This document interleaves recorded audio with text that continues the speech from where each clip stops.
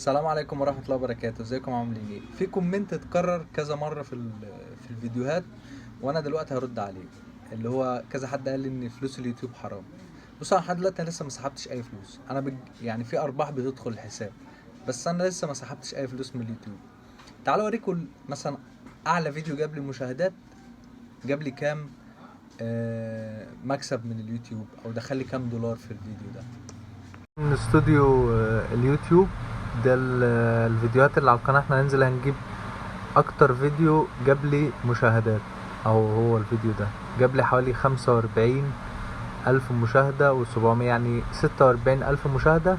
ادي الارباح بتاعته حوالي 9 دولار، 8 دولار و82 سنت. طبعا جاب لي 510 مشتركين و2800 ساعة، 47 الف مشاهدة او 46 الف مشاهدة.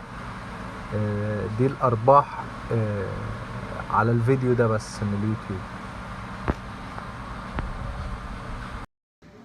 ده ارباح فيديو من ضمن كذا فيديو. طبعا هتقول لي وريني الاجمالي انت كسبت كام، محدش هيوريك الكلام ده، بس انا بقول لك يعني هي مش الارقام الكبيره قوي، ولكن حتى لو صغيره لازم نتاكد منها حلال ولا حرام. وانا قبل ما اسحب الفلوس دي، او قبل ما ما مبدأ مثلا الارباح دي تعلى وكده وابقى معتمد عليها بشكل اساسي، اكيد طبعا هسأل، يعني هتأكد ان الفلوس دي حلال بنسبة 100%، ولو فيها شك 1% اكيد انا مش هاجي جنبها.